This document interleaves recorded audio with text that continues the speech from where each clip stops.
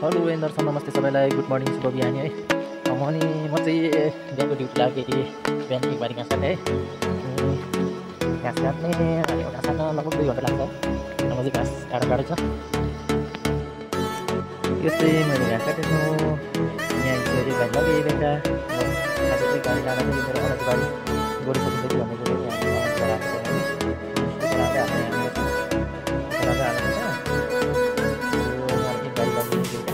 आज यो भाइ लाँदा मेरो अलग गोरु सकिन्छ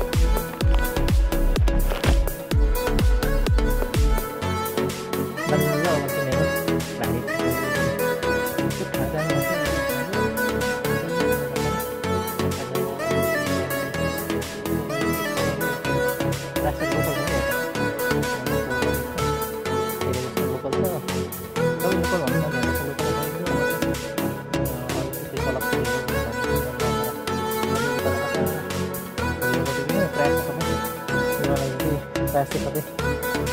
लोकलै हो खै हुन्छ कि हुँदैन जे सेरो होइन यो गैरियामा अब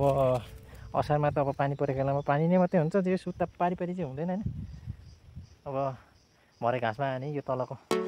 घाँसमा भरे आयो भने यो तलको दुको फाड्दिने सबै झिक्दिन्छु जे यसपालि अब अर्को साल अलिक झ्याङ हुन्छ कि भनेको 1 साल त हुन्छ हैन यो चोटि कस्तो हुन्छ हेरौँ अब पुसमा फागुन चैततिरको अब घाममा चाहिँ गर्नु सकिँदै सक्दैन मेरो यहाँ प्लास्टिक पन्जा कति आयो अनि यो चाहिँ मेरो बारी यो बारी बोकेर मात्रै लाग्छ यहाँदेखि ठाडो पाल्छु माथिदेखि माथि